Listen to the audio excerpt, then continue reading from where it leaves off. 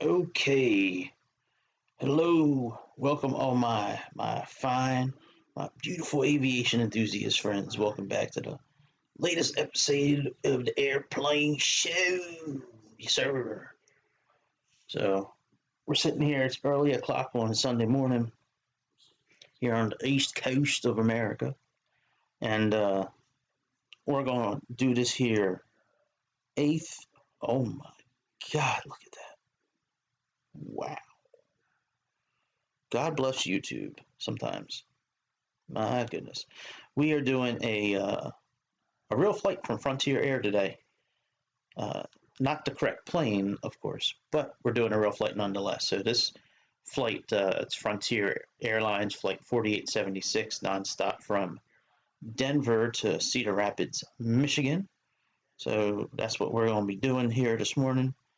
And let me just make sure I can hear myself correctly. I just realized about 10 minutes ago that my sound has been messed up for since I did the first request flight or the second request. I forget which one. But anyways, the one I did last night, I had no clue that my sound was like messed up until just now. I should have looked a little closer at OBS. But anyways, I fixed it and we should be good moving forward. As long as I remember these settings again in case I switch.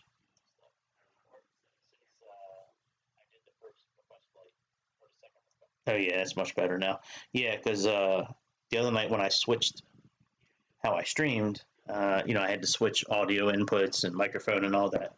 And when I went back to my headset last night, I forgot to switch back, and I just realized it. So, with that said, let's go ahead and get into. So we're currently at gate 33 here at. Whoa, wrong livery. How the hell did that happen? I chose Frontier. Well, I'm glad I looked outside the airplane. We could have been flying Air Kazakhstan from Denver, from Denver to Cedar Rapids.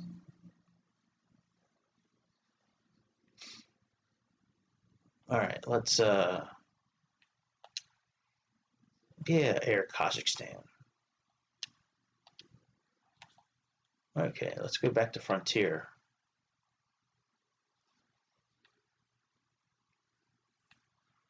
Dude, I had Frontier chosen. I wonder how it got put back to Kazakhstan. I really did. I don't think I was dreaming it. I think it really happened. All right, let's do the traditional Frontier for the first time around. So the difference between the two, this one has the eagle on the back. This one has the wolf. And then it says Chinook. But yeah, we'll fly with the, I don't know, man. I kind of like this other livery here. Chinook the Grey Wolf. Yeah, let's do that bitch. Alright, that's fine.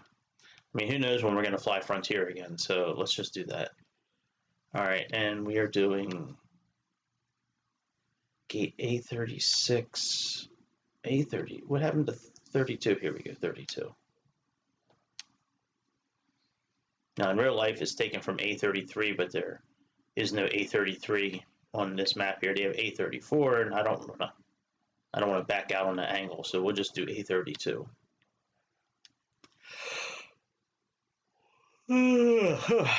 Sorry about that.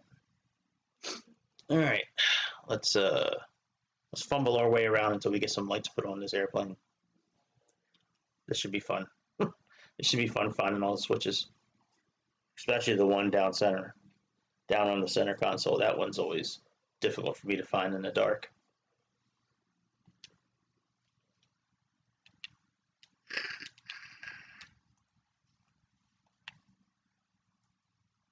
Oh, it's not too bad, actually.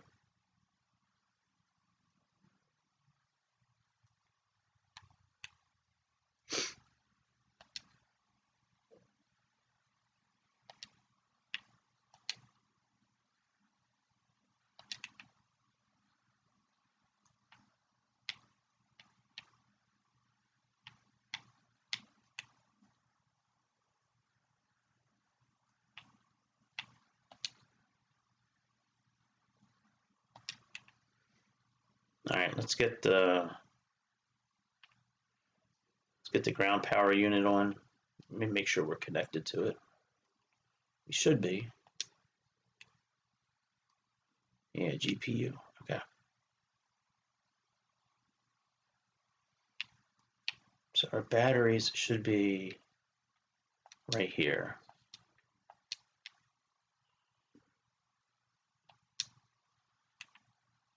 All right, very good. Let's put some shocks in. Let's connect the gateway.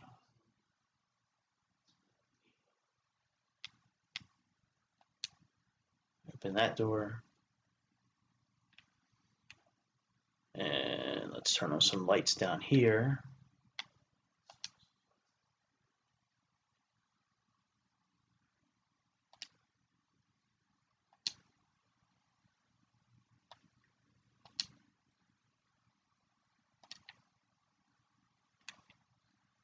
All right, and let's come over here to GigaChad side.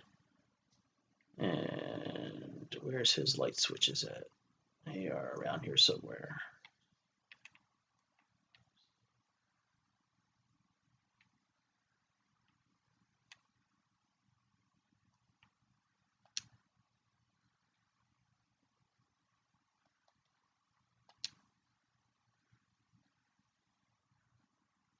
All right, very good. All right, let's go ahead and click on Init. Let's go ahead and start aligning our navigation, because I think I have this on, you know what, let me see if I have it on real time or what. I forget what I have this thing set to. Oh, hang on, let me put my laptop back a little bit so I can stretch my leg out. Ah, there we go. Oh, I do have it on short. All right, cool. Yeah, otherwise it takes like 5 or 6 minutes for the IRS to line up. I'd rather it be a little quicker than that. Okay. Let's go ahead and line this bitch up. So let's put you on HTS. Let's put you on nav. That's number 1. This is number 2. And this is number 3. Let's plug in our 2 airports real quick. So we have KDEN to KSID.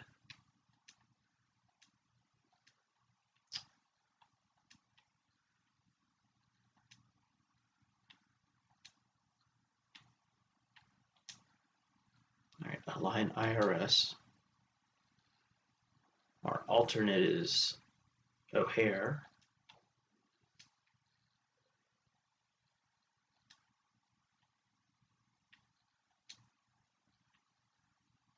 And let's see here.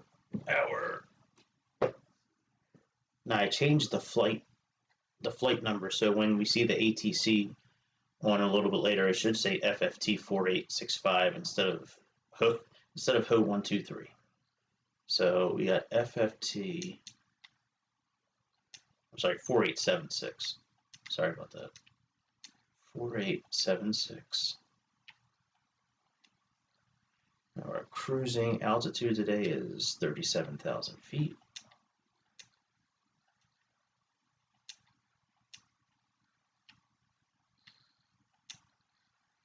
Our cost index is 33. And our cruise wind today is 297 and 58. So let's do 297 and 58. All right, very good. Let's go and add our descent forecast in.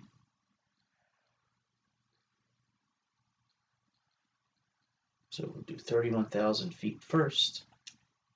So we have 31,000, and then we have 301 by 75.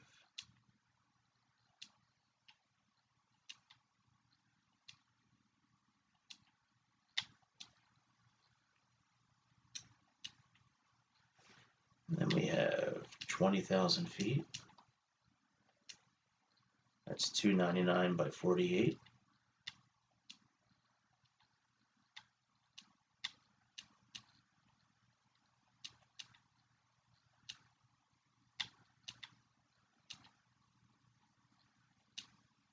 And then let's put it in 10,000 feet.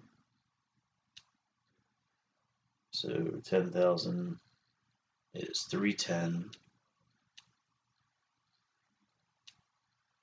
and 32.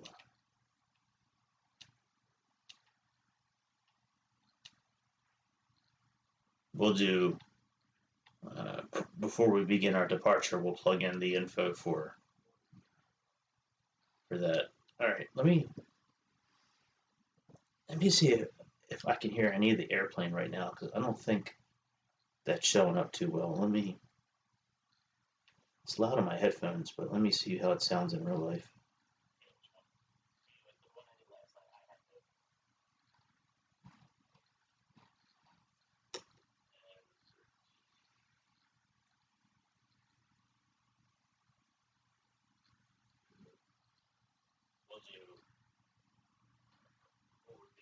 Let me turn the airplane up just one more notch.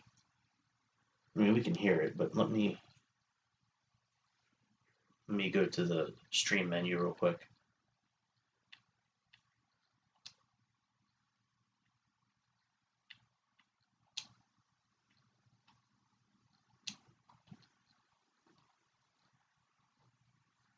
All right, that's one more notch louder. We'll see how this goes, because we can hear the clicks, but I just want to make sure that it's appropriate, the level of volume and all that. So after we input this in, I'll check it again. All right, so, well, actually, let me talk to the ATC first and see what they want us to do.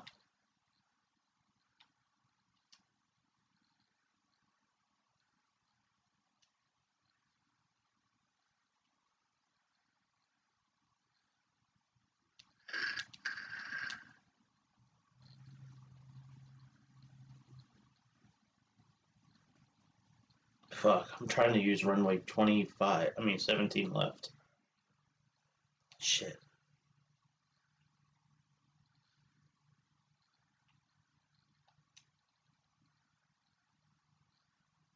Damn.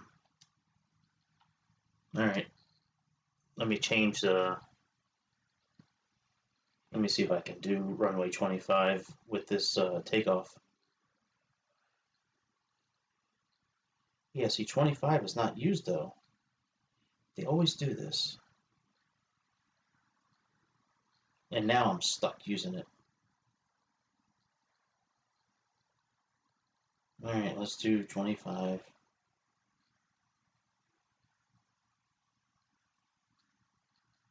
So we got to take off and then make a big U-turn. Yeah, I mean, Navigator says it's not being used. Why would they? They do this all the time. Oh, well. When I say they, I mean, like, the simulator here. It always chooses runways that are not being used. I mean, if we have real weather, well, I guess maybe they just don't know. Like, how would they know, really? Like, what? I mean, I guess they would know what conditions are out there. I mean, we got real weather and real time turned on. I would like to think that they could. Well, I don't know. Maybe they can't. Maybe they're not like tied into a Navigraph type system where they can make that determination. All right, so let's do 25. And we are taking off on this one here. All right, let's insert that. And we'll change that vector a little bit later. Let's go back to our flight plan. Let's plug in the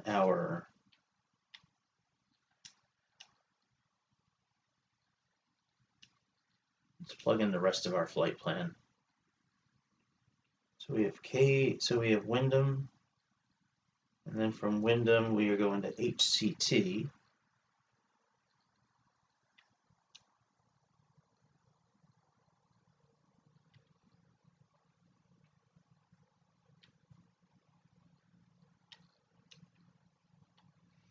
All right, HCT. And then we are going to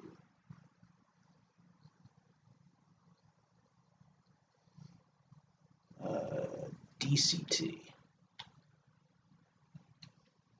DCT.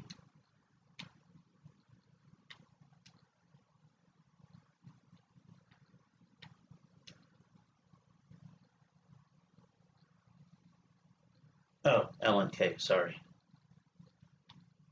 My bad, y'all. My bad, y'all. All right, LNK and then CID, but that should be part of our approach. So, and we're doing ILS for 27, and we are doing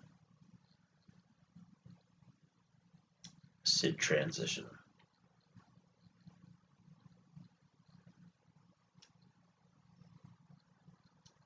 Okay.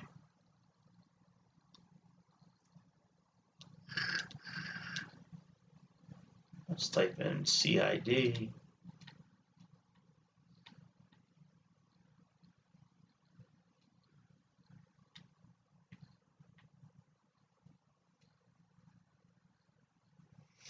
All right, let's get rid of this discontinuity here.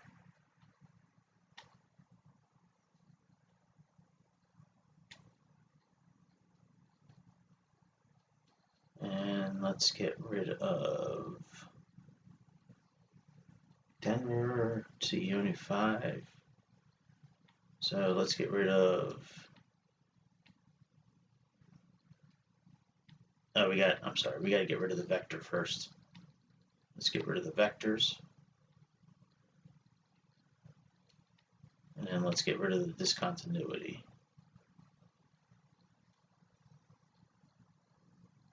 All right, and we should be okay now. Let's go ahead and check out this on the map here.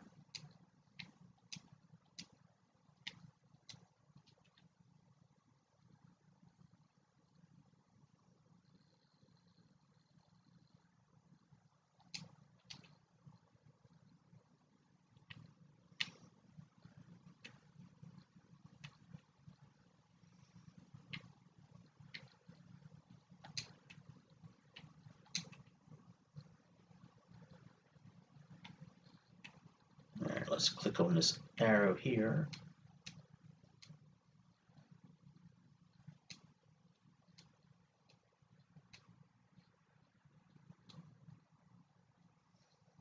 Yep, all right, that's good.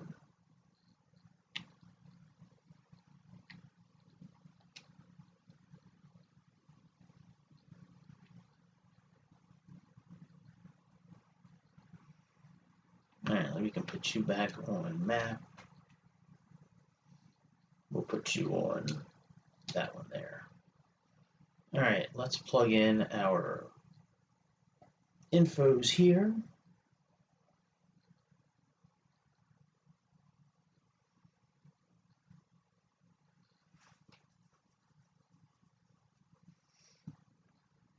So according to SimBrief, we have 231 people on board.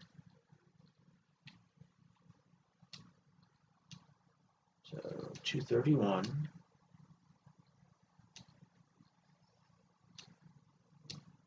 Our cargo is 5,800. So that's 5.8.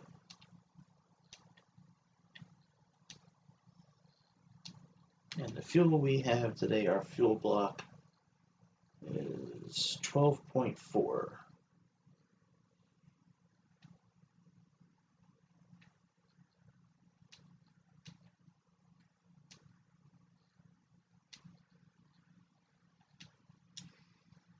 All right, so that makes our takeoff weight 11,116, and I have of 117. I'm sorry, of 123. However, our zero fuel weight is 7,000 less in the sim, so that puts us right on point. All right, very good. Let's click apply. come over to here. Let's finish setting this up before we turn on the APU.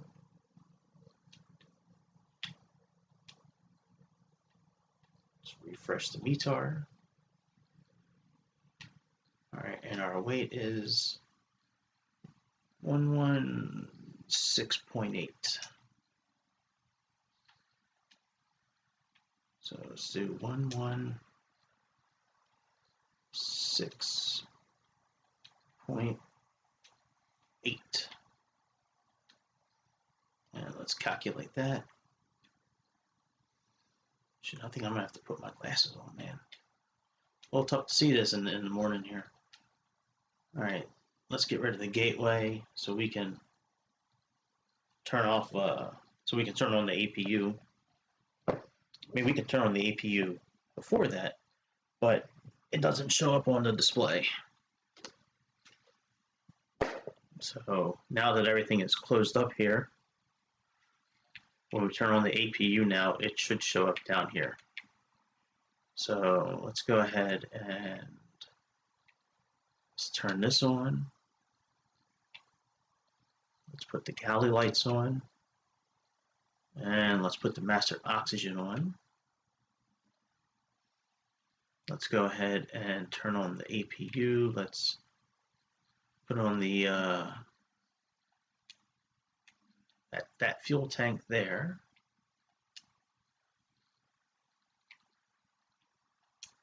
Our beacon light.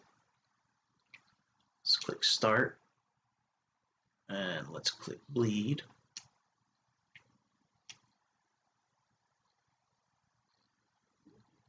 All right, that works. Let's arm our emergency lights.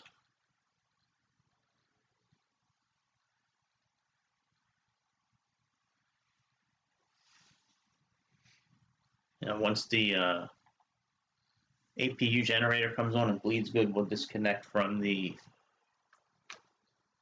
ground power unit, start our pushback, get the engine started.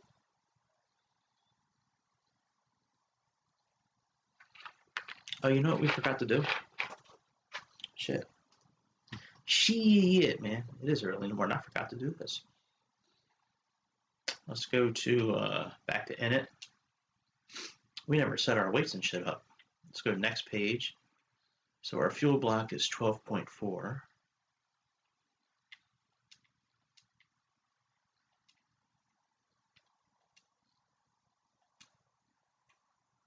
And our zero fuel weight is 104.4. Excuse me. All right, 104.4. And we need our center of gravity. That's 25.7.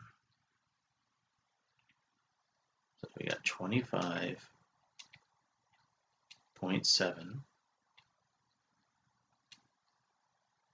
I can hear the APU kicking on now, so yep. All right, so now that's all done.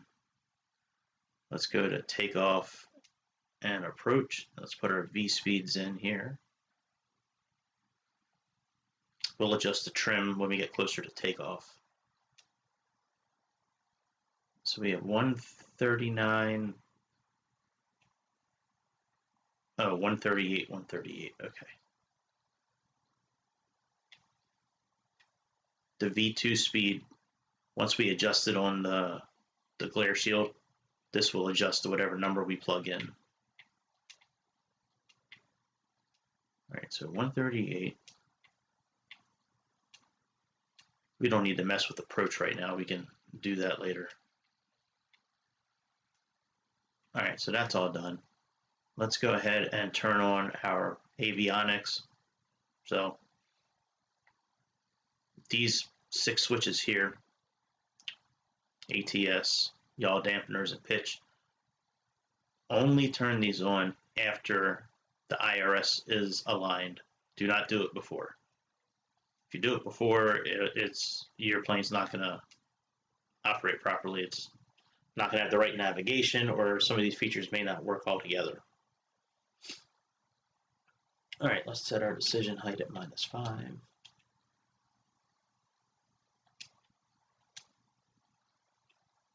Let's turn constraints on for U2.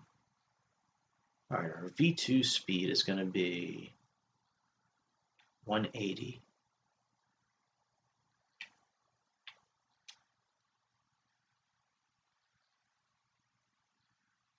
Now, it should be sunrise here pretty soon. So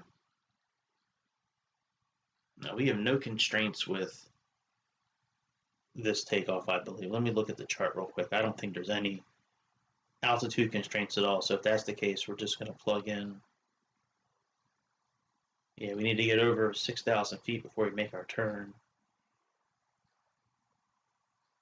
Oh, you know what? Maybe.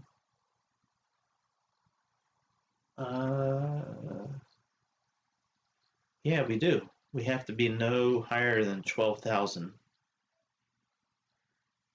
at Shobo. So let's plug that in for now. So let's plug in 12,000.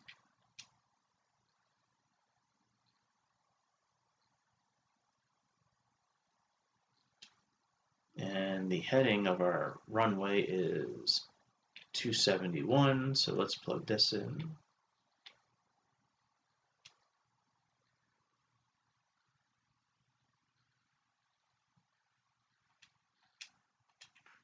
All right, and our flex speed is 49.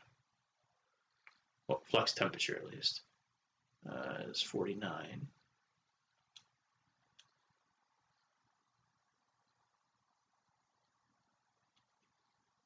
Very good. All right, let's go ahead and turn off the external power. Let's make sure our parking brake is on. Yep, it is. Let's remove this and remove this. And we are going to get ready to back up here. Let's turn these. So anything with white lettering should be pushed in so all the white lettering is off. Doesn't matter which button it is. If it's got these white lettering like this, the white lettering has to go.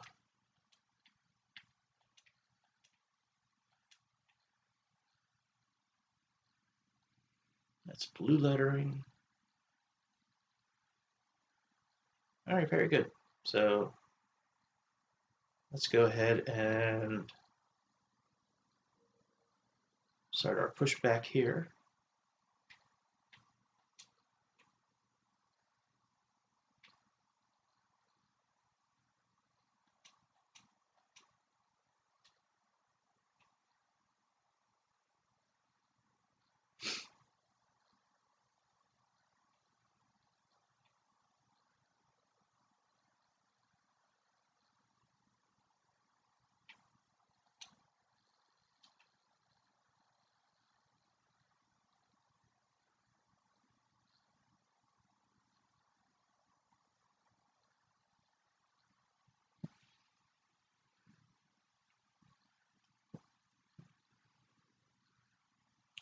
Oh, hey, bro. Sorry, I just saw your message.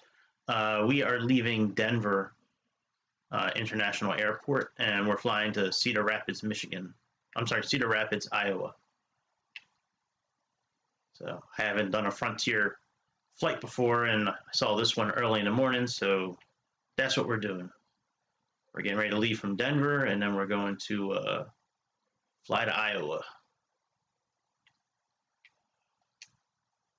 My bad. Sorry for not answering you sooner. I just looked down at the chat box.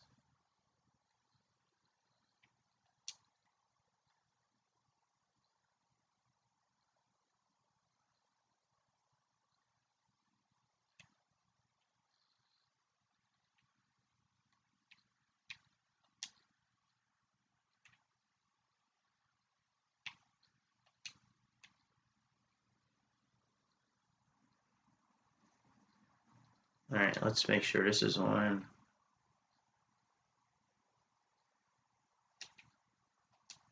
Let's turn that on system 1. And let's turn on our transponder. And we need to make this, well, we'll do it after we put the fuel in for the first engine here. I want to activate above for the traffic system. It's a little tough to get to when this fuel selector is down like that. All right, there we go. Let's go to above. All right, now all of that is set. We do need, what is it? Is it, I think it was 1 up is our, yep, 1 up is our trim. So let's set that.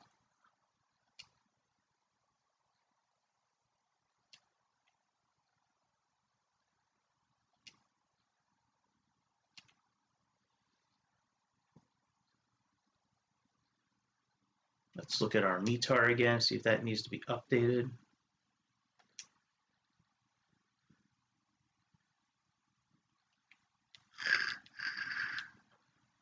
All right, altimeter is 1019.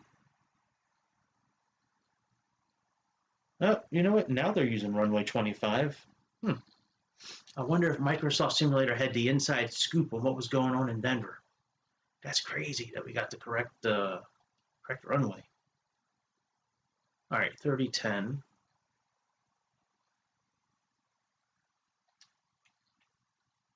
All right, so that's good. Let's put on our brake fans. Let's go ahead and turn on use a max. Let's put our landing elevation in now. And that is 869, so let's just put in 900 because that's closest. All right, very good. Let's click nav and we can turn you on continuous. We can turn that off. We can turn you off. Oh, I never put our seatbelt signs on. Oh my goodness. We got to redo everything all over again. All right, we got to put our strobe lights on now because it's dark out. Let's put you on, and you on. And we are ready to taxi. Oh, let's put our flaps down first, actually.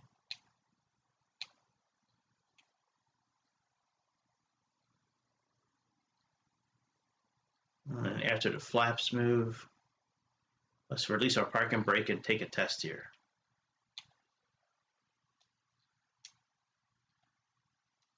All right, no warning signs, so we're good.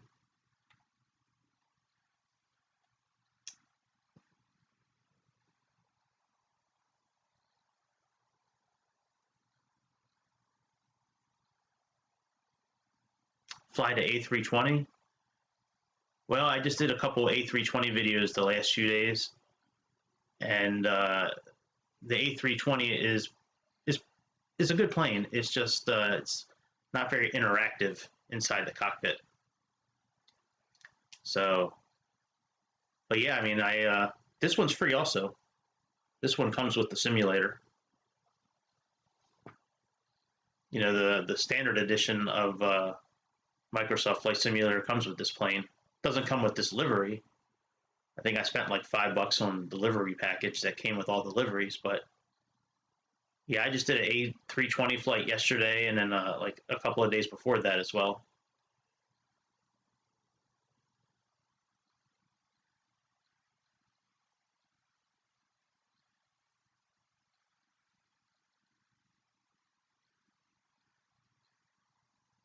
I probably would fly that A320 more often if the flight management system, the computer, the MCDU thing, this thing down here, if it was more interactive. But like you can't put airways in there, you can't really adjust any of your weight or fuel, or like it's really all you can do is just input your altitude and the waypoints, and that's about it. I mean, if it was more interactive, I probably would fly that plane more often because there's a lot of really cool liveries that go with that plane. But I don't know. I mean, I guess I'll fly it more often than I was in the past. But if I had my choice, that would certainly be one of the last planes I would choose. Just me personally. Everybody's got their own opinion. What do they say? Like opinions are like assholes. Everybody has one.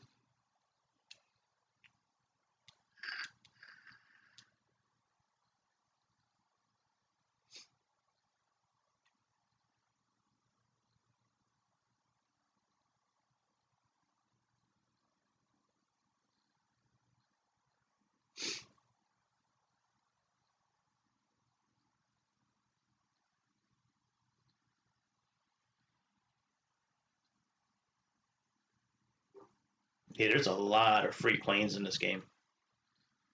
A lot.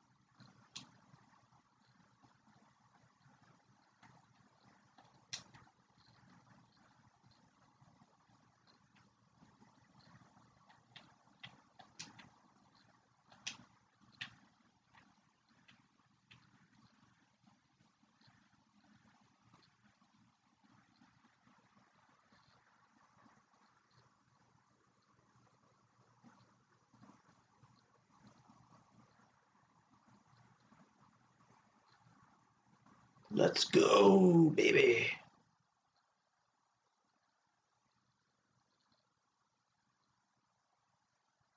Positive rate, gear up. We got to get to about 6,000 feet before we can really start making our turn.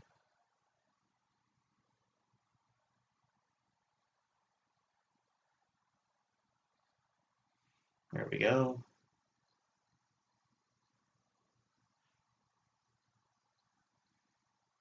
Now we can make our turn.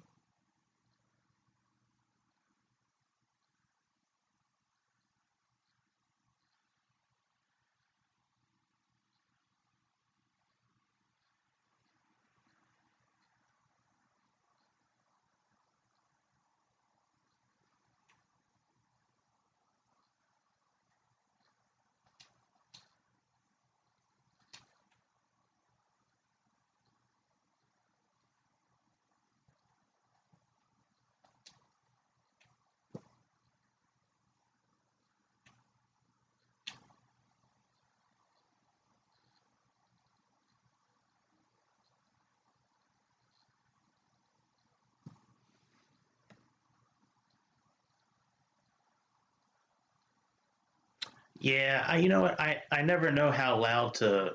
Give me a second. I'll turn up the volume of the airplane itself. I never know how loud to put that thing because it's tough for me to monitor. Let's see if you can hear the airplane better now.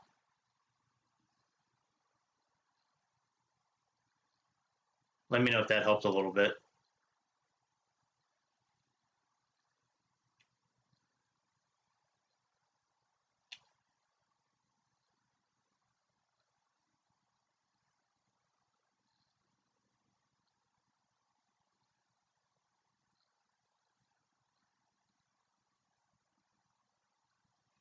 I guess I can monitor it myself. Let me put it on YouTube right now on my phone and see what I can hear.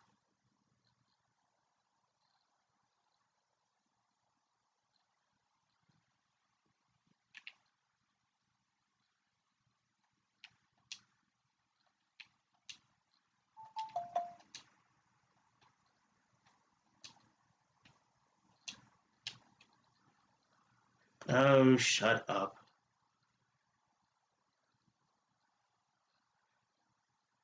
Thanks, man.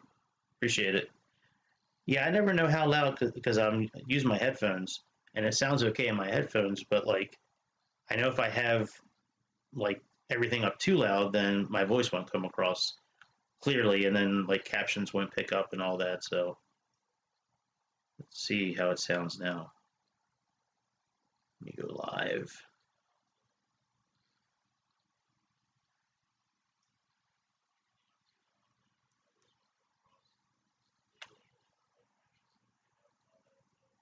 Let me go outside the airplane and hear what that sounds like.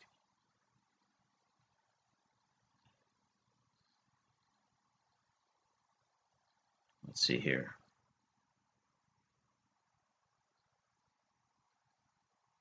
Come on. Switch over, bitch. Let's go.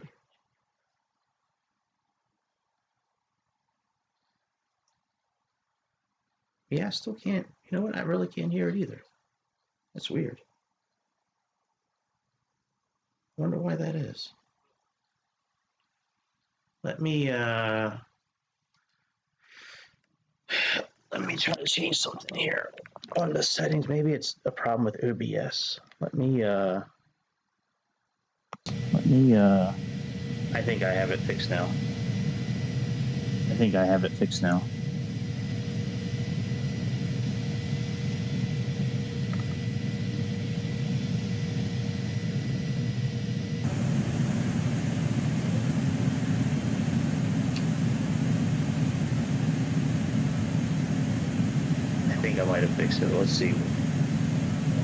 might have fixed it. Let's see.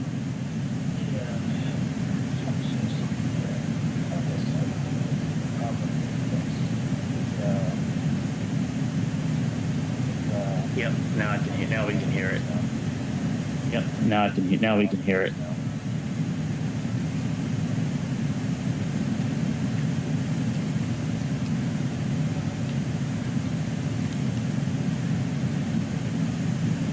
Yep. Now we can hear it. Now let me turn it back down a little bit. Now we can hear it. Now let me turn it back down a little bit. 1 second. Let's see. 1 second. Let's see.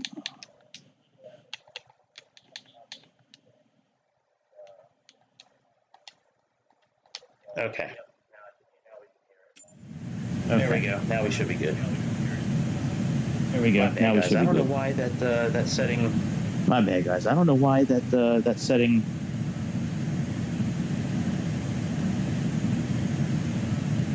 I'm not sure why that setting was messed up, but we're good now.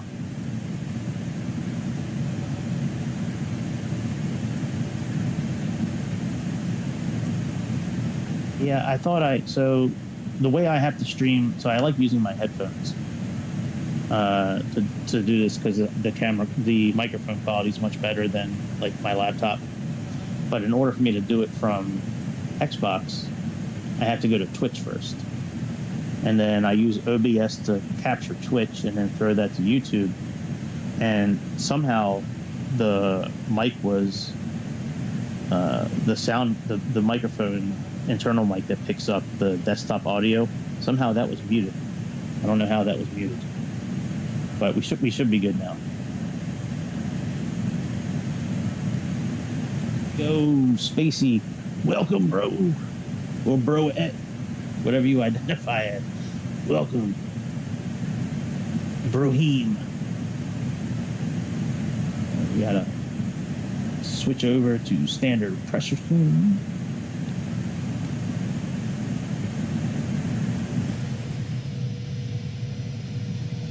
Sun's coming up and we're heading towards the east, so it should get brighter as we go along.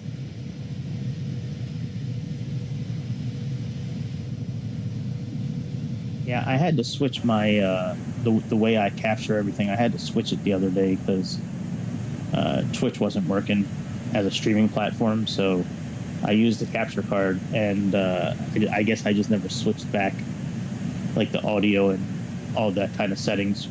After I did it, I thought I could have sworn I did it, but obviously I didn't. All right, we got standard pressure set. Let's come over here and change this to live so we can monitor all this stuff live.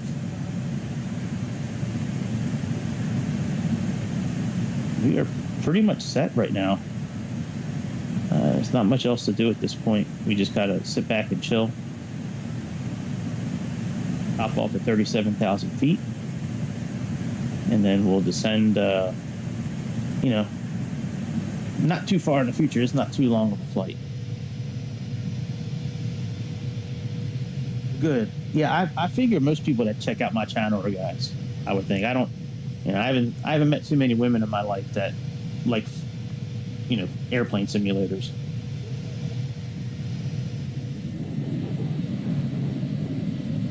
Yeah, I know the flight in real life is not flying this type of plane, but I just did a couple of A320 videos, and I wanted to fly this. But I think later today, I'm going to be doing the Antonov cargo planes. Either that or I'm going to do a ATR flight, because I just got a whole new grouping of liveries for the ATR. So yeah, Microsoft's kind of new for me. I was big into Aerofly for a very long time, but Aerofly, I can't play it anymore. The new version of Aerofly is not compatible with my 2-year-old iPad, so I'm not going to go out and spend $500 to $1,500 just to play Aerofly. That's crazy.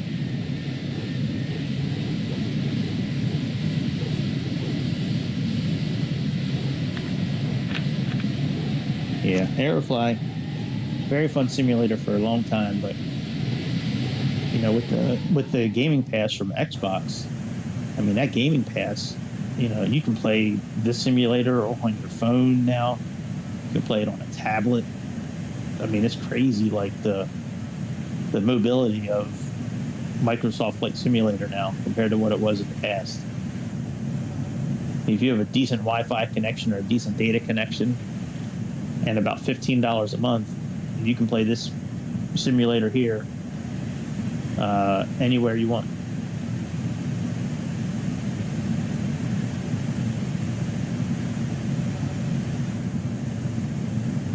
It's a short flight.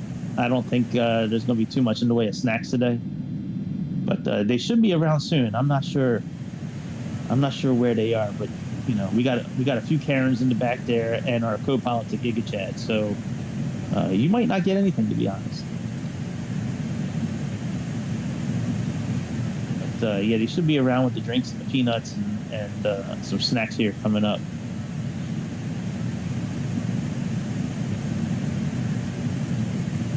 Actually, this plane, I don't think you can actually go into the back of this plane. There's a way to do it, but you can't do it from inside the... I think this wall stops us here. Yeah, this wall stops us. There is a way of checking it out, but here, let's go to room, showcase.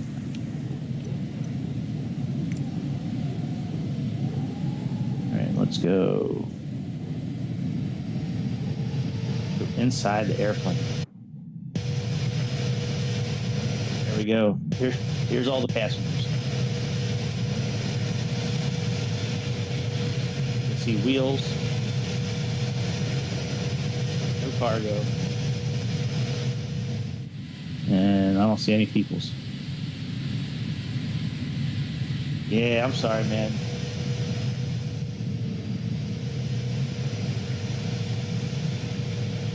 This might be the last time you fly Frontier.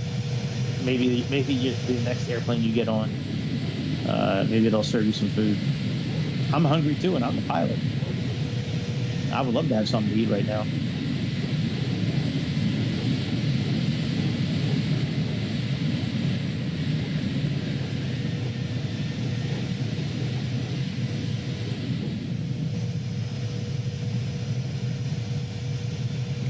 I guess we're not very customer service oriented. I've already been fired from JetBlue and from what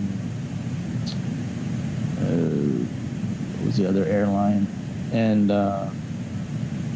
shit, I forget who else I got fired from on the simulator. One of my viewers fired me. It was JetBlue and another plane. It was like the next day I had the same issue. But yeah, maybe I'll get fired from Frontier also for starving our passengers.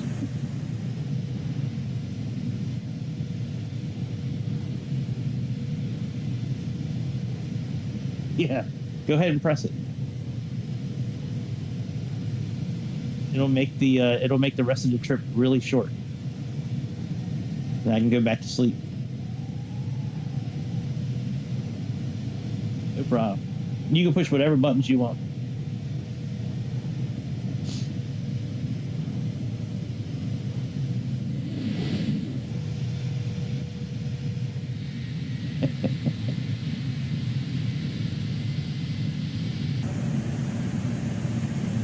Guys are fucking.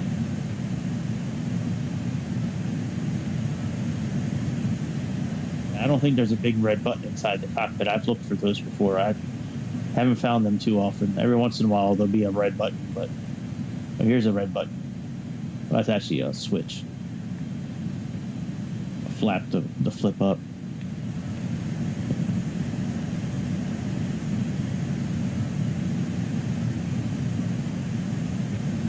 And there's the top of our ascent right there.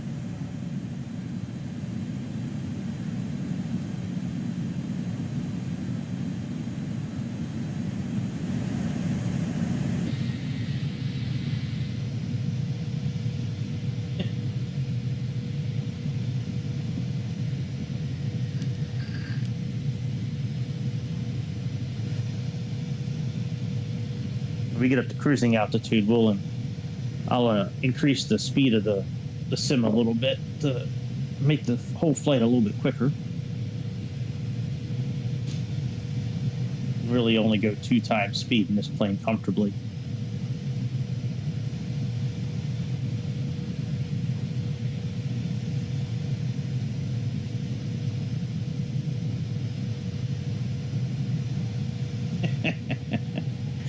I think if I push a button that'll destroy the plane, I'll probably get food in real life too, a lot quicker. Now, I promised one of my viewers that I would do some terrible things to Ryanair, so that might be happening later today as well. He expressly has a disdain for Ryanair and wanted me to do dirty things to it. So I think we're gonna destroy a Ryanair plane a little bit later today. Even though there's no destruction that is shown in the simulator, all it does is just take you back to like the menu screen. So it's kind of like anticlimactic. You know, you crash and then nothing happens. You just go back to the menu screen.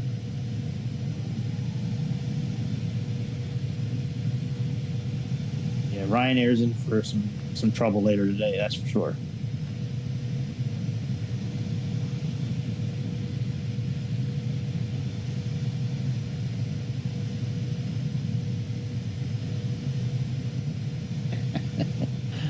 Maybe.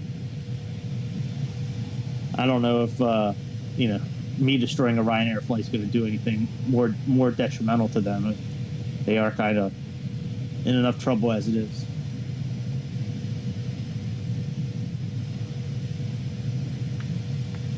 But I did promise somebody I would do it, so I'll at least hold up to the bargain. And if something bad happens to Ryanair because of it, then so be it. still sleep good at night because I'm not Ryanair, so it's all good to me.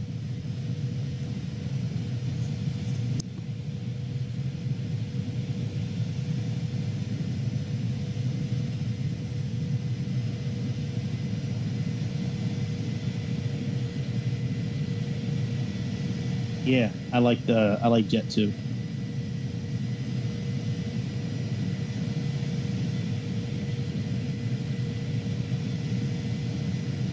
I tried to find a few flights to do with them, but all the flights I found have been too long. So if I could find a short enough, well, I guess I could do Jet 2 and just make up a flight plan. But I like to do stuff off of real life flights most of the time. But yeah, I I've been looking for Jet 2, something to do for Jet 2. Yep, I've been on the tons a few times over my life. I've been to Germany, 3 times or so. So each time I went there, we had a connection from Heathrow to Munich, and we would fly Lufthansa from Heathrow to Munich. Now we can hear it.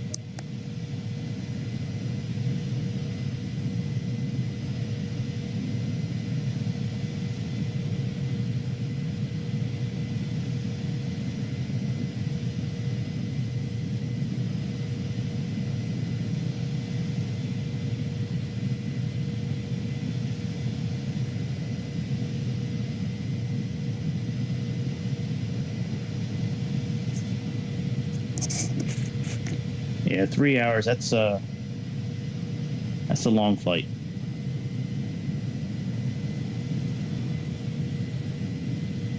Especially when you build in the time you sit like in the airplane waiting to taxi and take off, and then when you're still sitting in the airplane when you land and you pull up to the gate and all that. I mean, it's easily 4 hours. Let's do it.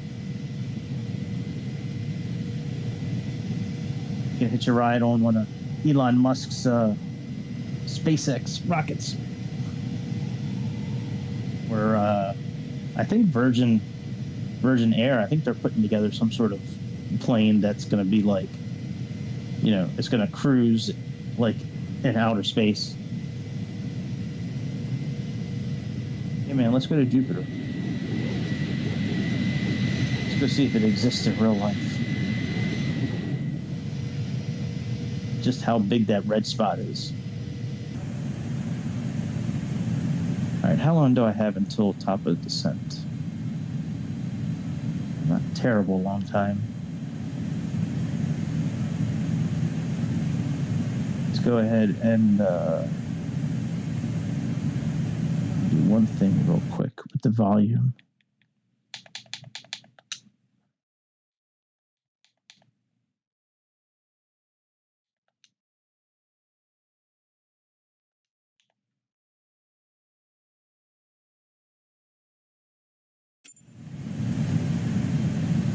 Okay, let's increase the speed 2 times.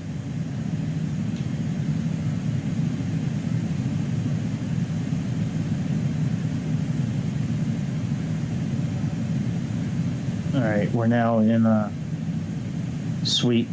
You see Santa from outer space? That's awesome.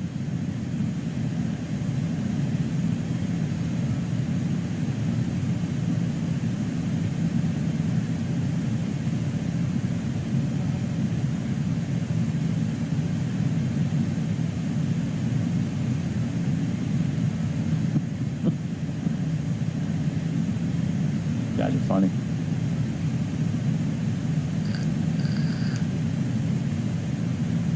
You guys have like the same personality, like very sarcastic, and it's funny.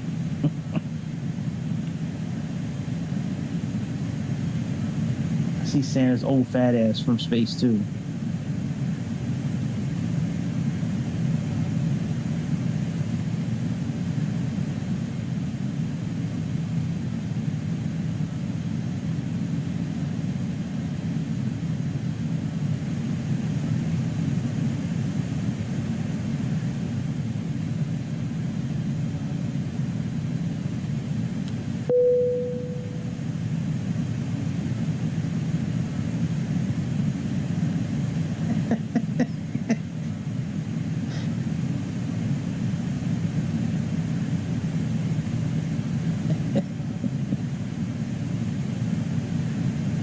was Santa doing underwater? Was he like, was he drowned? Or was it like an accidental, like he just happened to be underwater and you just kind of caught him like when he was under there? Or did like somebody like chain him up and put him underwater?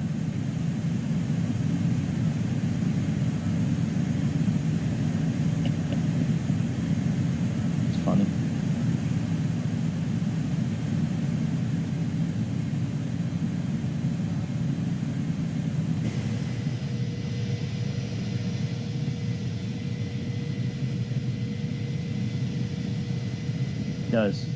He does like aliens. He likes the movie Aliens, and he likes aliens in real life too. I think Santa Claus is an alien. In order, for somebody to be able to move around the earth that fast, get up and down chimneys, eat all them cookies, he's got to be an alien. That's for sure. No way around it.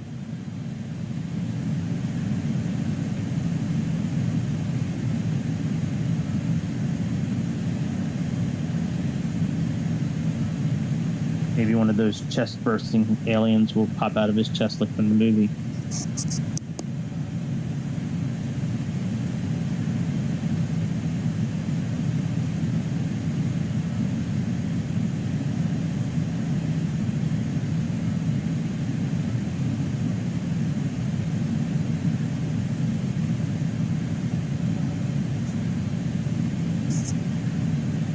Yeah, could be a dragon too.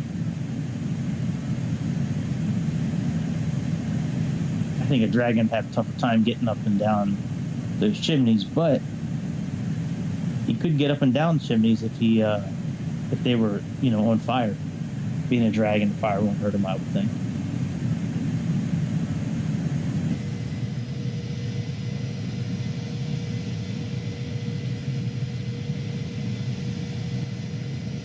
That's true.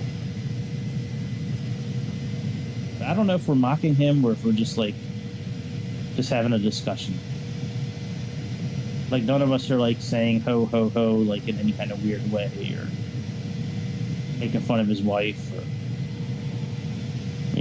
all the little elves that he touches, and all that kind of stuff. So, maybe we'll still get a good present.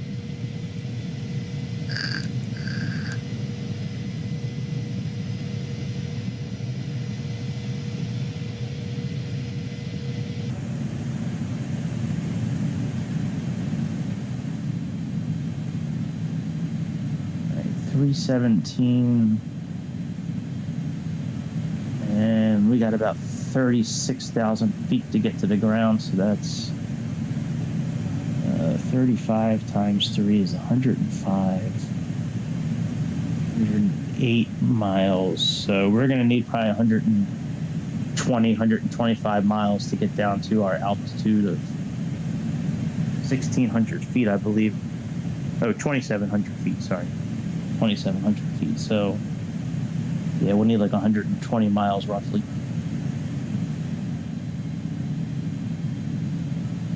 We got a little bit of time to go before we need to descend. I am in 2 times speed. That's about as fast as I can put this without the airplane crashing.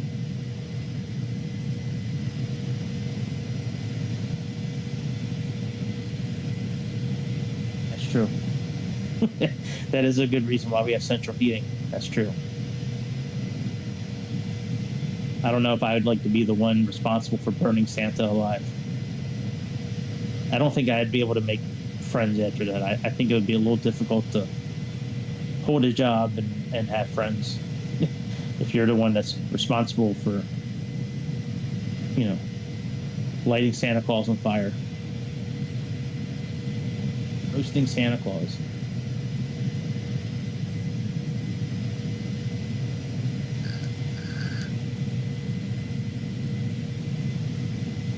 There goes Jimmy. Walking by himself again. Oh, Jimmy. Jimmy, why'd you do it? Why'd you torch Santa Claus, Jimmy? You have such a promising life ahead of you. Just had to play with matches that night. You had to play with gasoline and matches.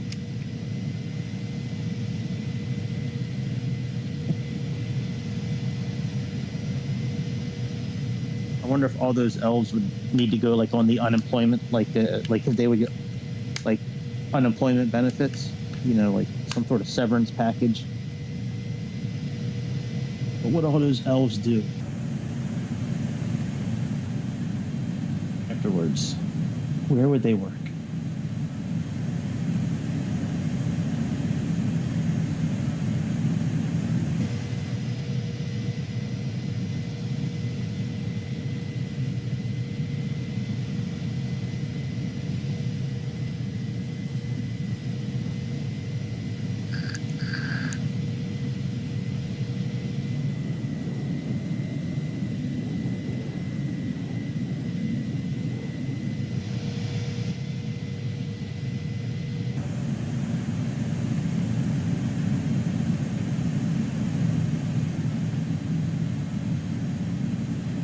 All right, probably another,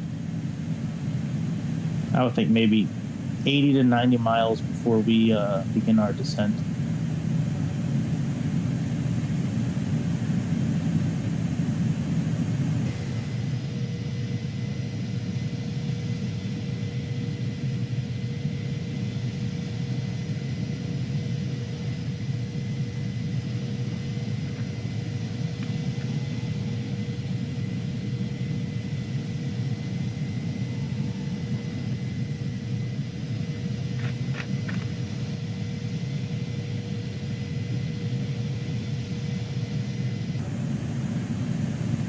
Let's actually plug in the METAR information for our destination.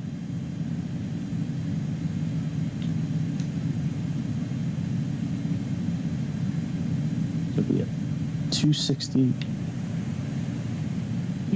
and 9 knots. So let's go here to mode. And let's plug that in, 260. And 9 knots. Go.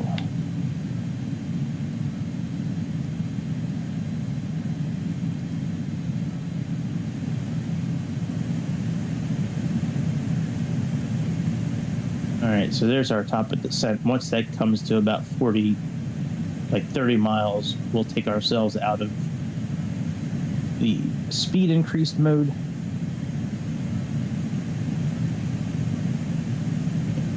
That's a good idea. I can do that. I just saw a documentary a couple of days ago about how these experts think that the Bermuda Triangle is going to be moving over the next few decades, as they seem to think our magnetic pole, like north and south pole, that they're going to start switching and moving. And with that, the Bermuda Triangle should be changing as well. So, but yeah, we can do that and see if we can make that flight disappear.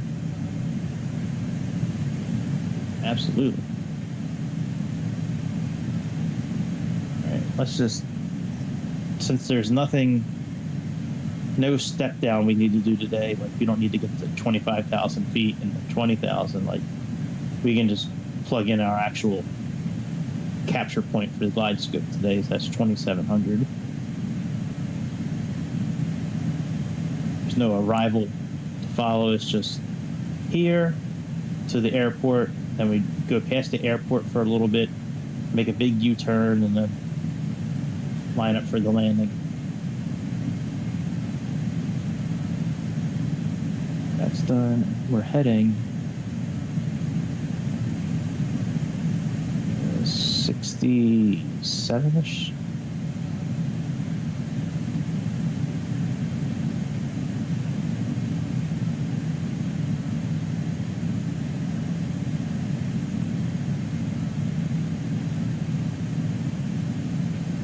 There's enough.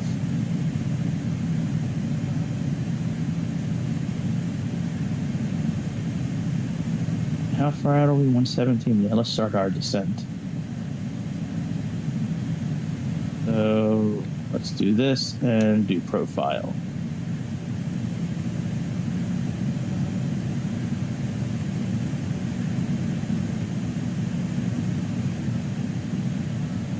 And let's program our course and our frequency. Our final course is 269.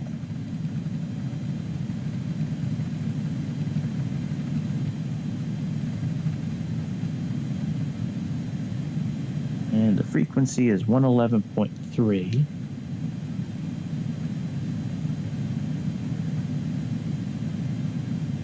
That's pretty much it, my friends. That's pretty much all you got to do. Set up our approach. So let's have the wind correction of +5.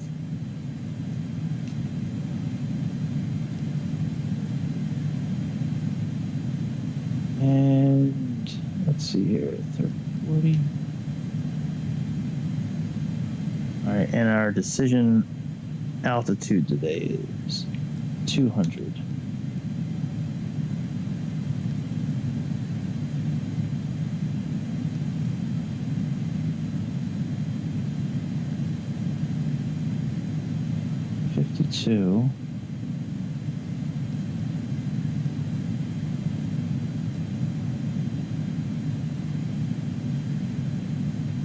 There we go, 142. All right, very good. So that's all set.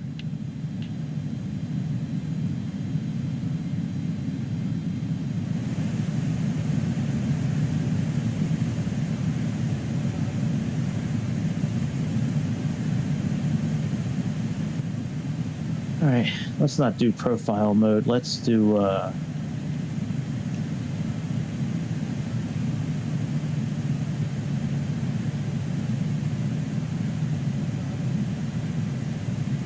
this.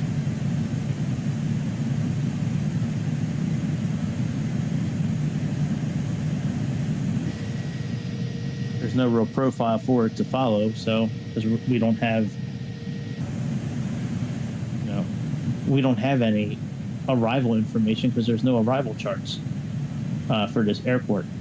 So it's not like there's nothing in here that says, you need to be at this altitude by this time, this speed, other than this limit line here, which is just because it's 10,000 feet. So there's nothing that is telling this system, what kind of angle to follow or anything like that. So at least not that I can see. So we're just going to do it ourselves and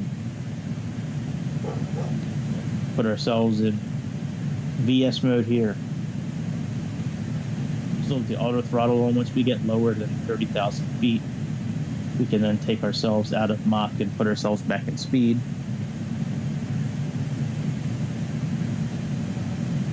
And what does the OFP say we should be at speed-wise? What does it say for speed? Usually it's like 280-ish, 270.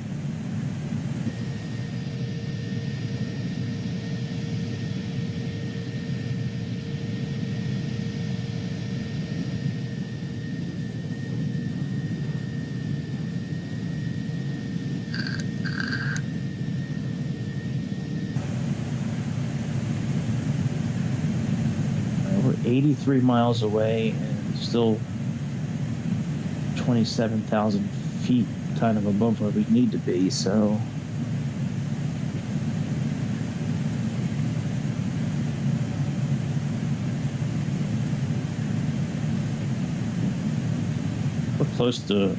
we're close to being where we should be.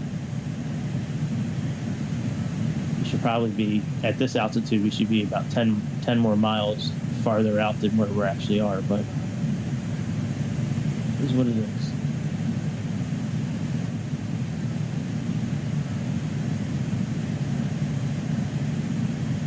Yo, what's up, Hugs? It's good, my dude. Alright, let's change this to speed.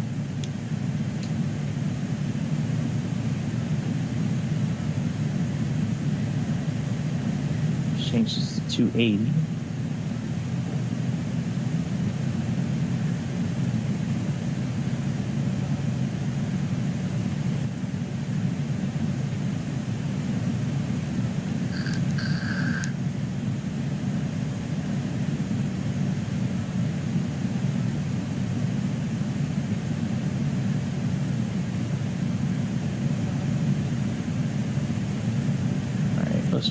decision height is 200 feet.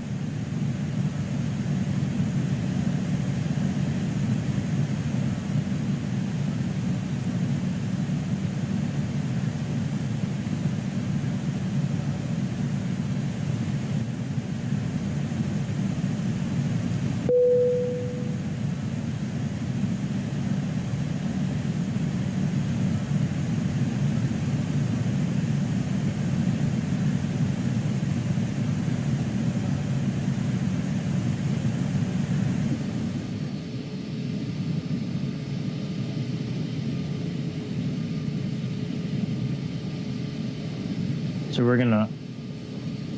we're heading right to the airport right now, like directly to it. Once we get a few miles, like 10 miles away from the airport, we'll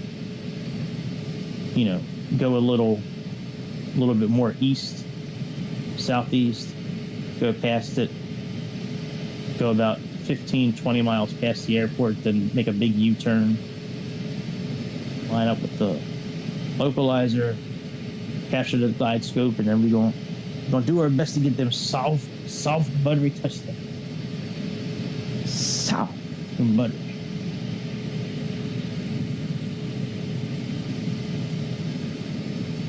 Then I'm going to end the stream, go back to sleep for just a little bit, get up and do it all over again. Do some dirty things to Ryanair here coming up later today.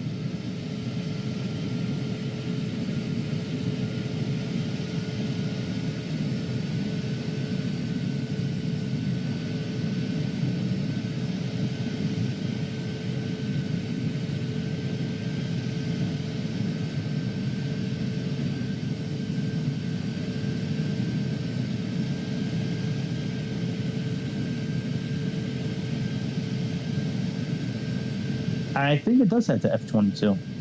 It's got a lot of military planes.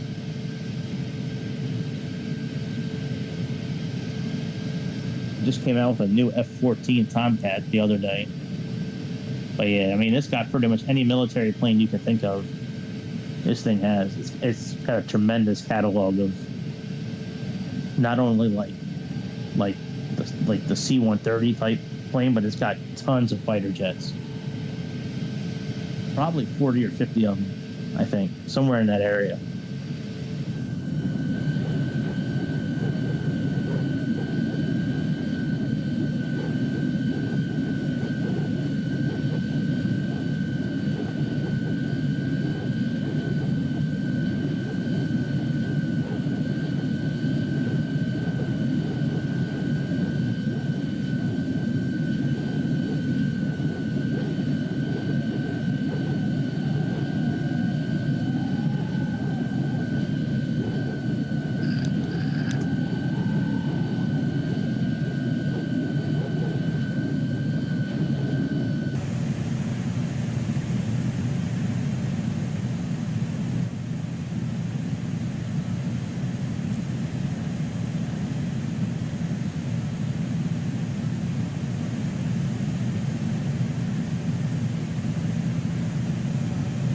Icing on since we're in icing range.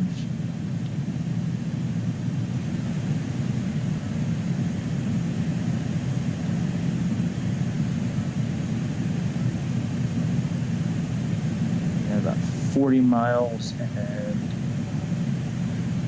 All right, we can actually slow our descent a little bit.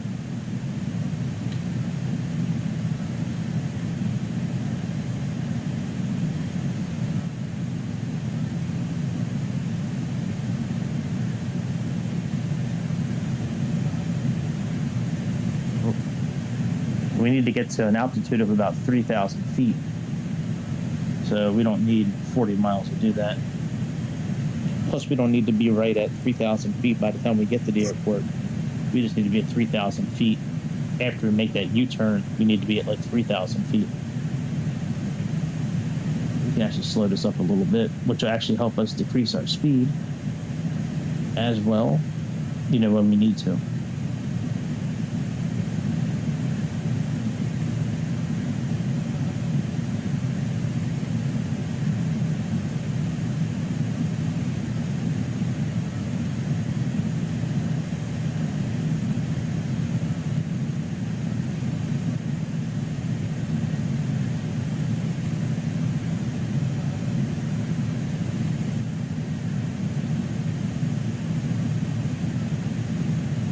Let's get ready to switch our METAR over. Barometric pressures.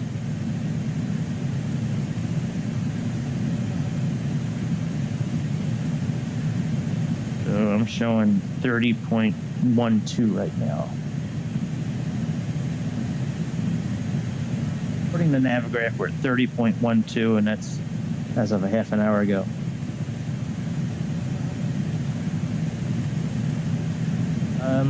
You know, I don't know actually about that. Most of the time, I don't think.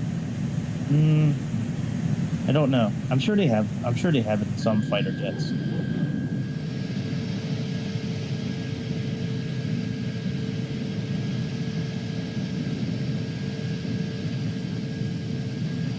Yeah, that'd be a good thing to look up. I don't really fly too many fighter jets to know that.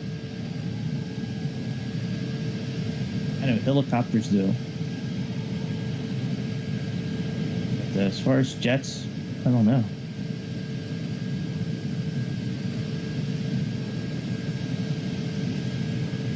I'd imagine there has to be some sort of autopilot in those planes, because I mean, you know, those pilots, I can't imagine them manually flying that plane for as many hours as they do. I mean, there has to be some sort of autopilot system just to give them a break for a few minutes, or just to, you know, help with correcting the plane if need be. Or there's got to be, there's got to be autopilot in some of those planes.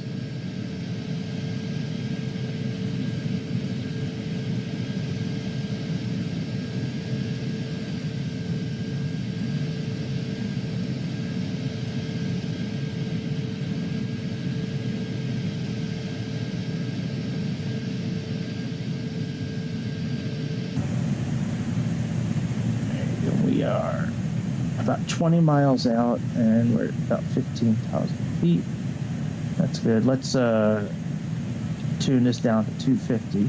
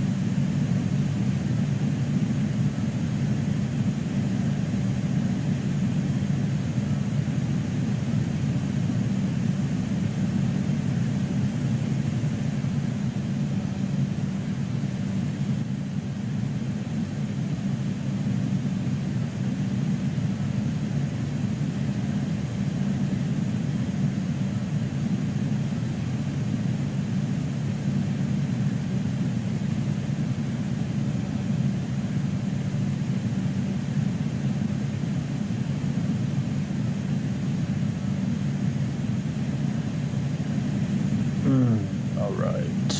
Let's see what we got here. Yeah, that's our landing right there that they want us to do. All right, let's start. I don't really care what the flight plan says now. We're just going to do our own thing now at this point. So let's go a little bit this way.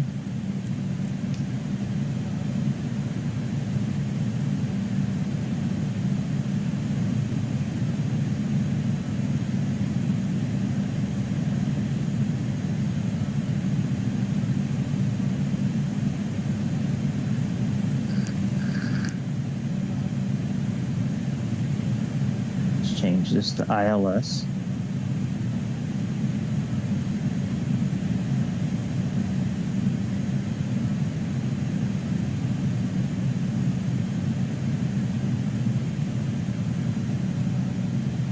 Let's change this to about 1200.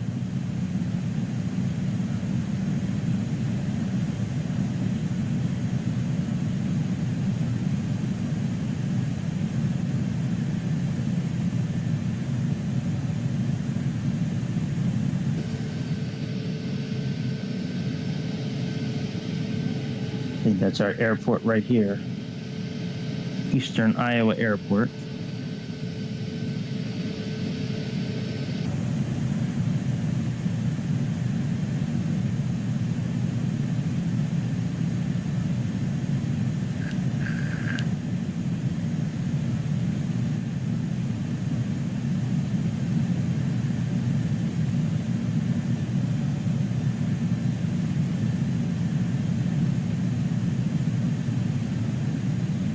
out of icing range, so we can turn off our icing. Let's put this on continuous relight.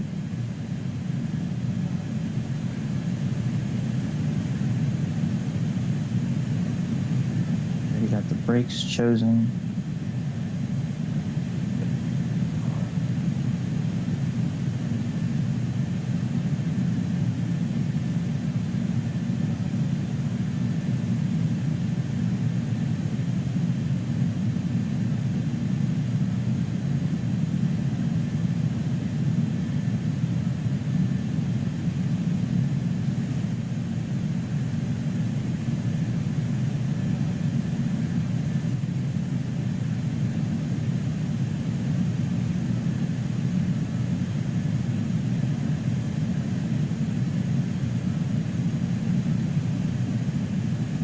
So we're 6.4 miles.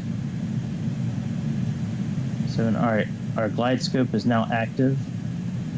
Here's our longitudinal. It's actually turned back towards a little bit. We'll do the opposite of our landing.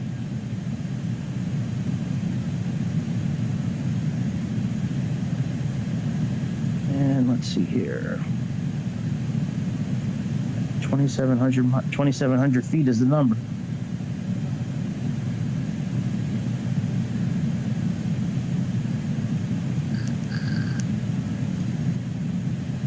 So we'll continue to stay on this track here. We get a little farther out.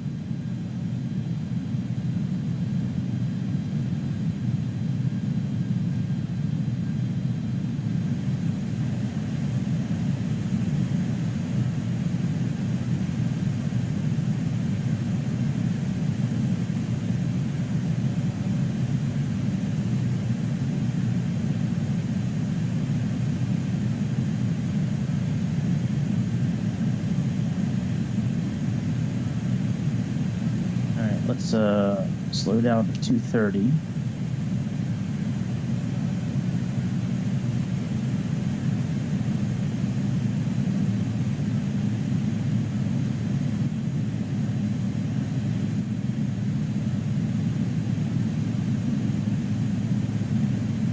We are about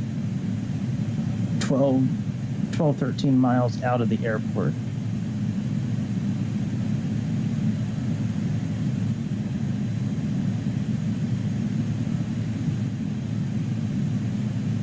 Once we get below this cloud line, we'll put on our landing lights.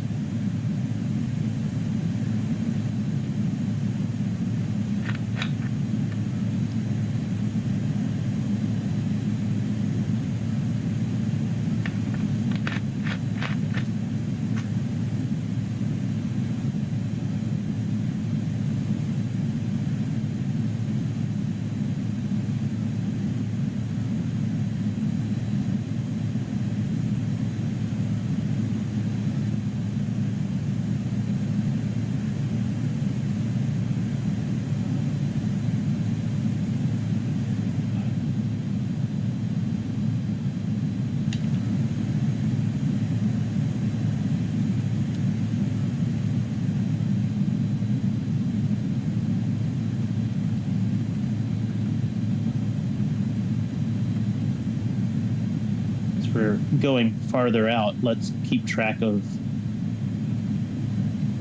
the actual VOR station at this airport first.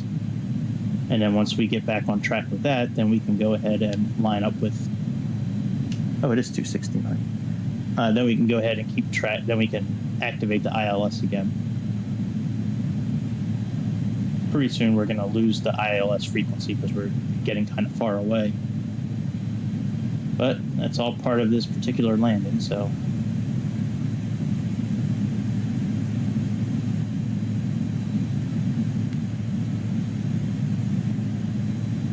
right, we got that rose compass. That's good for lining up.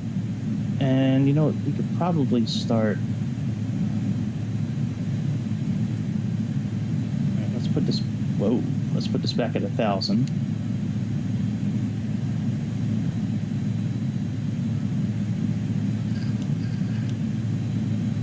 I think we're far enough out now. Let's go ahead and start turning back towards the airport. We're going to take a 45-degree heading to this VOR line here at first. Put on our landing lights.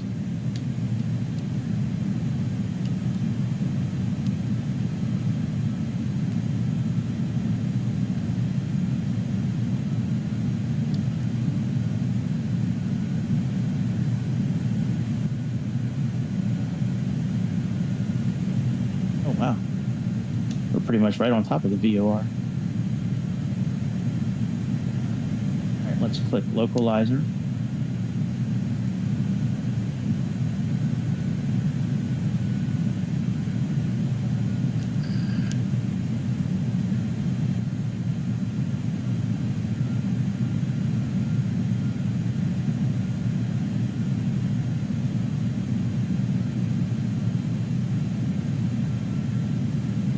Once we line up with the localizer, like we're doing now, we'll go ahead and activate the ILS again.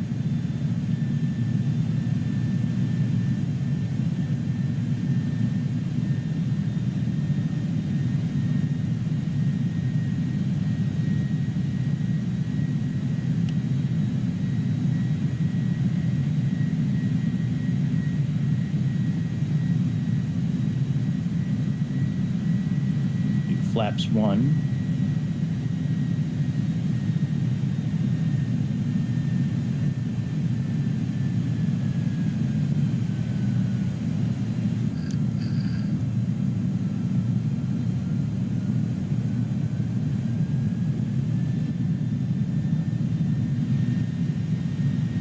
Okay, let's go into heading mode. Let's switch this back to ILS. Let's click on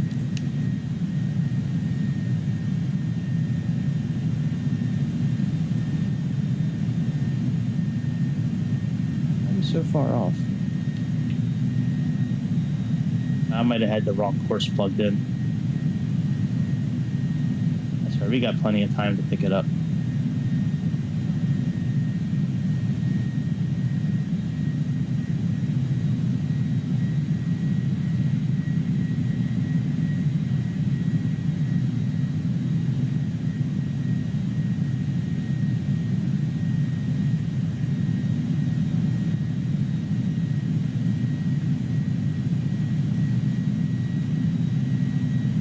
Localizer is now captured again. Hopefully it'll stay captured with this big turn we're doing. Altitude is set. We're about 18 miles out from localizer. I'm sorry, from our landing. Let's click the landing button since the glide scope is showing up. Let's put this on here so we can do a Category 3 landing. Category 3 is when it'll roll out and flare all on its own.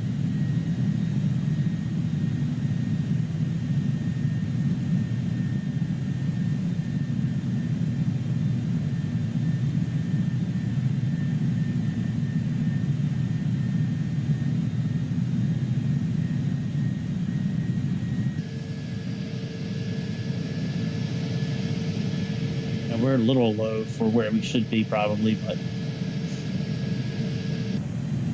I'm not a real pilot, so I don't know for sure if we are or not. It just looks like we're a little low, but this is the capture point for the glide scope. This is the capture altitude we're at. I just don't know if we should be at this altitude at this point, but hey, it is what it is.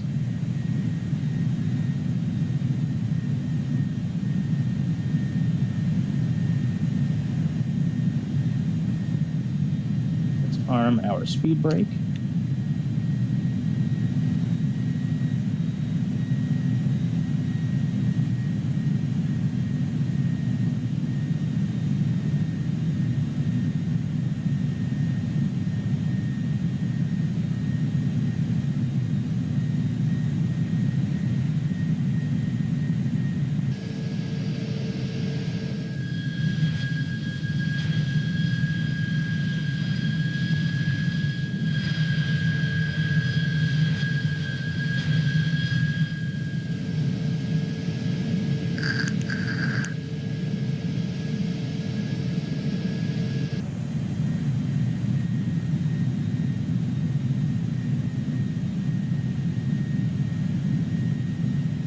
slow down because we're about 10 miles out.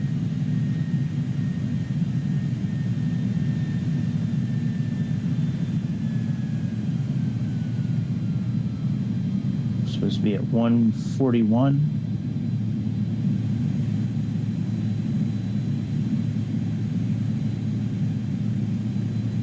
Put our next set of flaps down.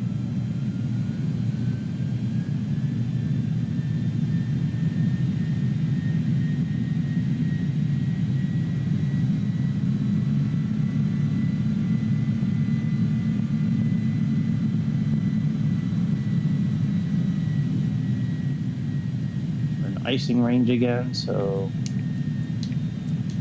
let's plug that on.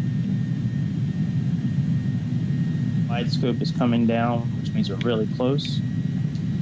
So let's plug this down to 55 right now. Let's put our gear down. Put next notch of flaps down.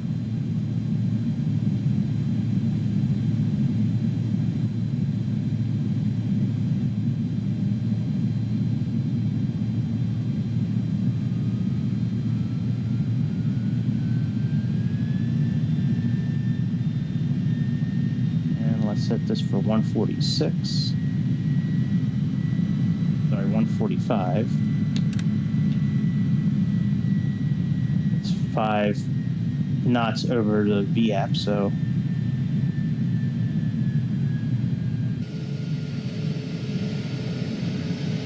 there's our airport there. Now we are all lined up. The wide scope's lined up. Set for our landing. I'm not sure if we're 5 miles out or 7. I think we're 5. That would be my guess. But I'm not sure which one of those is correct.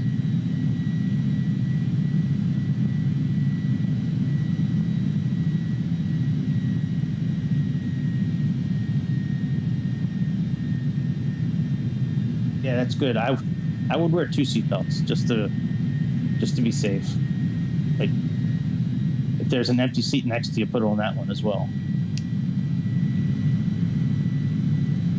I'm gonna let this plane land itself. This plane usually does a pretty good job.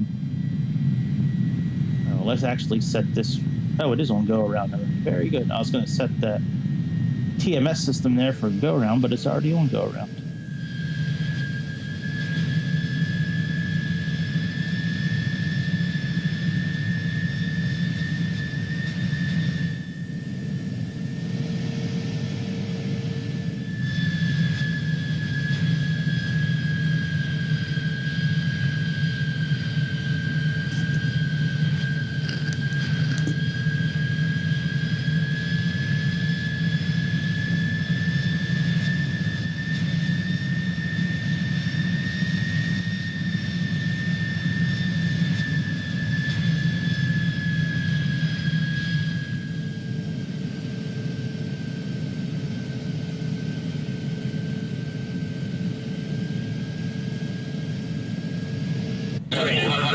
Forty,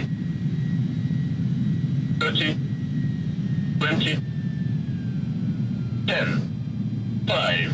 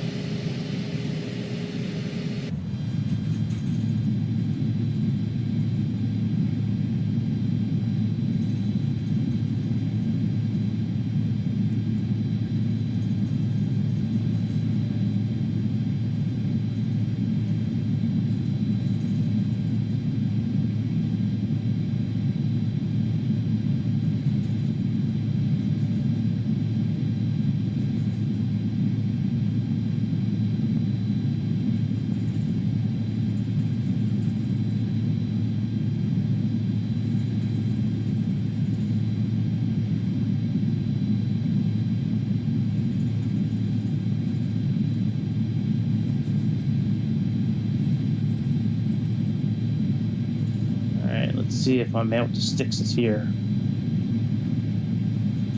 I don't see him at this airport, actually. Nope, he's not here. This is only the second airport I've ever seen where we don't have the air marshal. I think that's because it said taxi to parking, not taxi to the gate.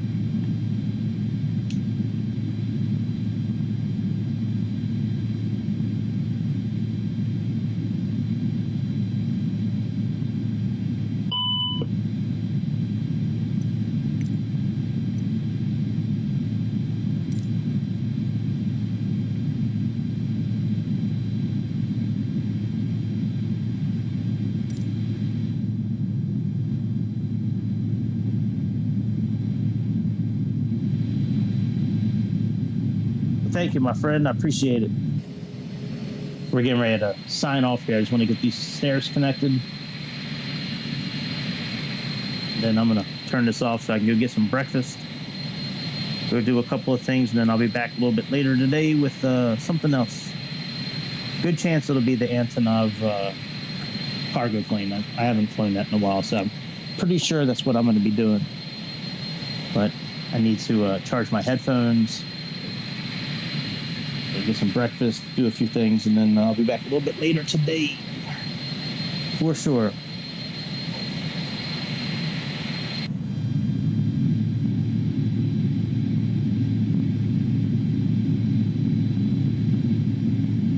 Actually, I kind of would like to get the flight log for this. Let's actually, like, shut the plane down. Let's get Giga Chad doing some things. Our Giga Chad co-pilot. All right, let's see here.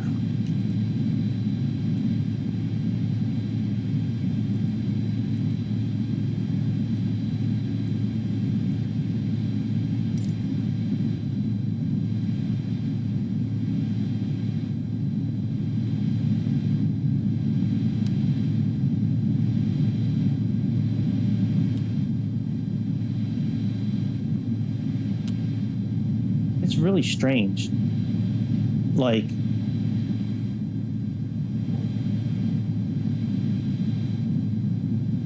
me pause this for a second. It's really strange when I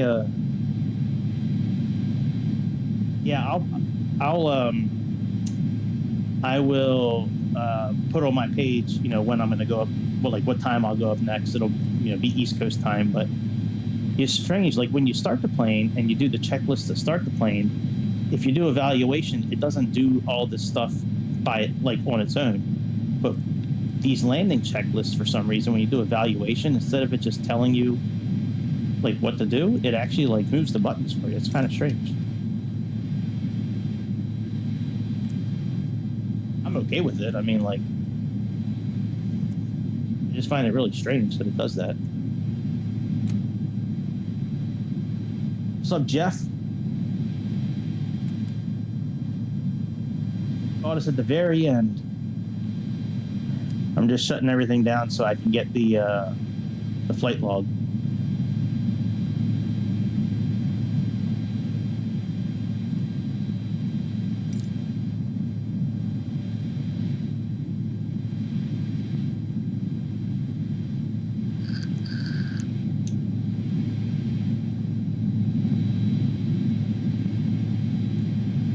All right, let's see here. What does it say?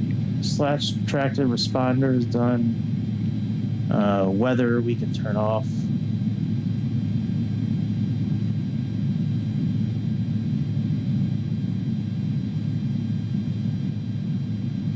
All right, weather system is off already. Spoilers, we can disarm them. They're already disarmed. And the APU is on. All right, so that's done.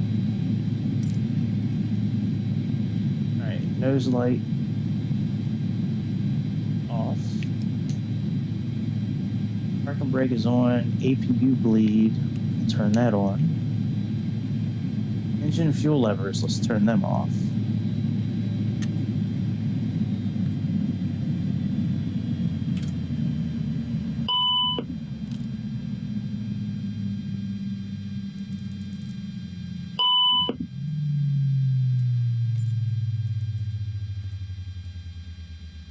let's see here.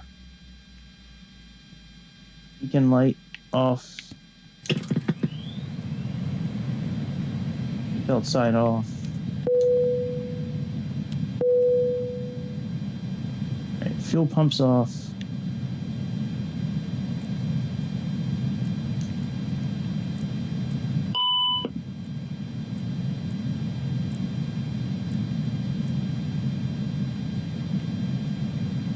Turn the IRS off. We'll do it in reverse order that we started them. So we have 3. One now. 2. Then 1. Brake fans off. All right, that's done. All right, APU bleed, engines off. Yep. Differential 0. Okay. Yep, that's at 0. Lights and signs as required. We don't need any lights and signs. Fuel pumps off, window and probes off. So let's turn this one, this one, this one, this one, this one, this one. All right, securing the aircraft. IRS off, crew oxygen off. So that is right there. Oh no, not that one. Here. Okay. Crew lights, okay, cabin lights are off. That's off. We can turn the APU off. Disarm the emergency lights. And we can now turn the batteries off as well. And we still don't get our flight log. Boy, that's ghetto as hell. All right, I'm out. So I certainly appreciate everybody who was with us this morning. I will put on my channel shortly when I'll be back. It'll be this afternoon, East Coast time. East Coast America time. It'll probably be close to, I would think, maybe like 1 or 2 o'clock. But yeah, man. Before you leave, hit that subscribe if you really could do it. That'd be awesome. And hit you could do notifications if you wanted to also, but at least thumbs up and subscribe. That'd be awesome. And I will see you very shortly